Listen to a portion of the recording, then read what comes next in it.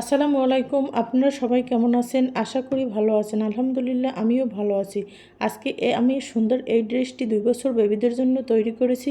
আমি কিভাবে ডিজাইন করেছি সম্পূর্ণ আপনাদের সাথে শেয়ার করব। আশা করি সম্পূর্ণ ভিডিওটি দেখবেন। এই ড্রেসটির জন্য আমি লাল বয়েল নিয়েছি 12 গিরা এবং সাদা বয়েল নিয়েছি আমি 8 গিরা পরিমাণ। এই ড্রেসটির লং হবে 22 ইঞ্চি এবং বডির মাপ হবে 20 ইঞ্চি। যেহেতু বাচ্চা মানুষ সেজন্য একবারে কম কাপড়ের ড্রেসটি তৈরি হয়ে গেছে। এই ড্রেসটি আমি কলি দিয়ে তৈরি করব।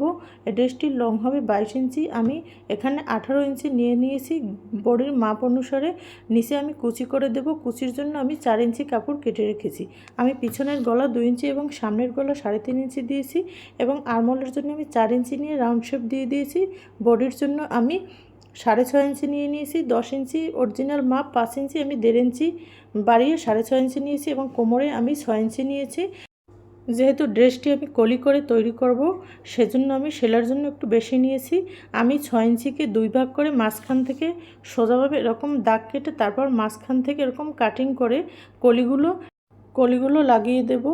আশা করি সম্পূর্ণ ভিডিওটি দেখবেন, তাহলেই আপনারা বুঝতে পারবেন কিভাবে আমি ড্রেসটি তৈরি করেছি। আপনারা আস্তে আস্তে ভিডিওটি দেখে তারপর সুন্দরভাবে বাচ্চাদের জন্য এরকম বাসায় বসেই তৈরি করতে পারেন। এরকম সুন্দর সুন্দর ড্রেস অল্প কাপড়ে আমি এখানে লম্বাভাবে উপরে বডির মাঝখানে একটি দাগ দিয়ে তারপর নিচের অংশটুকু এরকম মাঝখান দিয়ে দাগ দিয়ে তারপর এরকম কেটে নিয়েছি। আপনারাও এরকম দেখে তারপর এই কলি ড্রেসগুলো এরকম তৈরি করবেন, তাহলে আপনারা বুঝতে পারবেন একদম সহজেই।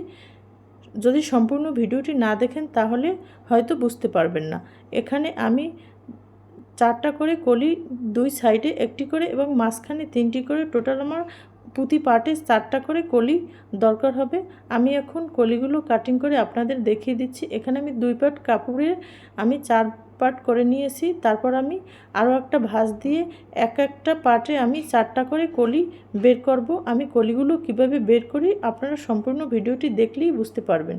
এরকম আমি আরও একটা ভাঁজ দিয়ে তারপর আড়াআড়িভাবে এরকম দাগ কেটে একদম সহজে কলিগুলো কাটিং করে নিচ্ছি। আপনারাও এরকম দেখে দেখে একদম সহজে বাচ্চা কিংবা বড়দের জন্য একই নিয়মে আপনি কলিগুলো কাটিং করে নেবেন এবং মাপটা শুধু আলাদাভাবে নিয়ে নেবেন এবং কলিগুলো একই নিয়মে আপনি বাচ্চাদের এবং বড়দের জন্য কাটিং করতে পারেন। এরকম আমার কলিগুলো কাটিং করা শেষ। একদম সহজে আমি আপনাদের দেখিয়ে দিচ্ছি। আশা করি আপনারা দেখেই এরকম সুন্দর সুন্দর ড্রেস তৈরি করতে পারবেন। এখন আমি কলিগুলো কিভাবে লাগাই সেটি আপনাদের সাথে শেয়ার করব। আমি সর্বপ্রথম সামনের পাটে কলিগুলো লাগিয়ে নেব।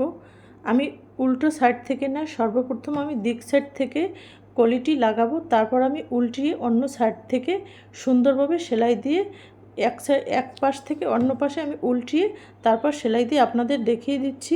আশা করি সম্পূর্ণ ভিডিওটি দেখবেন।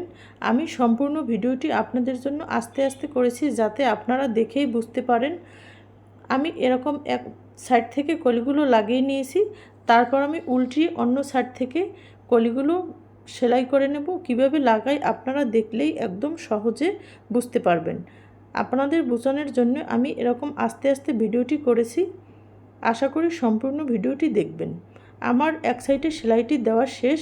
এখন আমি সুতাটা কাটিং করে তারপর আমি উল্টিয়ে উল্টো সাইড থেকে আমি কলিটা সেলাই করে নেব, তাহলেই আমার কলিটা লাগানো হয়ে যাবে একদম সহজে। আমি কাপড়টিকে উল্টিয়ে নিয়েছি। তারপর আমি নিচ থেকে কলিটি সেলাই করে আপনাদের দেখিয়ে দিচ্ছি। আশা করি সম্পূর্ণ ভিডিওটি দেখবেন, তাহলেই এরকম সুন্দর সুন্দর এবং সহজে ড্রেসগুলো তৈরি করতে পারবেন। আমি উল্টো সাইডের নিচ থেকে একদম কলির মাথা থেকে সেলাইটি করে তারপর একবার উপর সাইডে একটু বাড়িয়ে সেলাইটি দিয়ে দেব, তাহলে আপনার নিচটা খুব সুন্দরভাবে কর্নার হয়ে আসবে। আপনারা এরকম দেখে দেখে সুন্দরভাবে ড্রেসগুলো তৈরি করবেন। একটি সেলাইয়ের উপরে আরেকটি সেলাই দিতে হবে, তাহলে এরকম সুন্দরভাবে কর্নারটা আপনার হয়ে যাবে। এরকম করে আমি সম্পূর্ণ ড্রেসের কলিগুলো লাগিয়ে তারপর আপনাদের ড্রেসগুলো কিভাবে তৈরি করি সেটি আপনাদের দেখিয়ে দেব। আশা করি সম্পূর্ণ ভিডিওটি দেখবেন। প্লিজ স্কিপ না করে। আমার সম্পূর্ণ কলিগুলো লাগানো শেষ সামনের সাইডের। এখন আমি উপর থেকে একটি করে সুন্দরভাবে চাপ সেলাই দিয়ে দেব। আপনারাও এরকম চাপ সেলাই দিয়ে দেবেন। নিচের কলিগুলো সুন্দরভাবে নখের সাহায্যে চেপে চেপে তারপরে উপরে একটু বাড়তি সেলাই দিয়ে দিবেন, যাতে একটু কলিগুলোর মাথাটা মজবুত হয়, না হয় মাথা থেকে আপনার ছুটে যেতে পারে। যদি আপনি সেলাইটা সুন্দরভাবে দেন তাহলে আর ছুটে যাওয়ার সম্ভাবনা থাকবে না, ড্রেসটি খুব মজবুত হবে। এরকম করে আপনি সম্পূর্ণ ড্রেসটি তৈরি করতে পারেন একদম সহজে।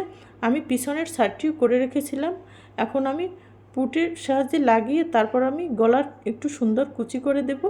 আমি কুচির জন্য এখানে 1.5 ইঞ্চি কাপড় কেটে তারপর নিচ থেকে চিকনভাবে সেলাই দিয়ে রেখেছিলাম, সেটি আমি এখন সুন্দরভাবে গলায় এরকম কুচি করে পাইপিং করে দেব। আমি পাইপিংয়ের জন্য 1.5 ইঞ্চি পরিমাণ তেরছিভাবে কাপড় কেটে রেখেছি এবং কাঁধের জন্য আমি 1 ইঞ্চি পরিমাণ চওড়া কাপড় কেটে রেখেছি, সেটি এখন আমি উল্টো সাইড থেকে গলার পাইপিংটি লাগাবো।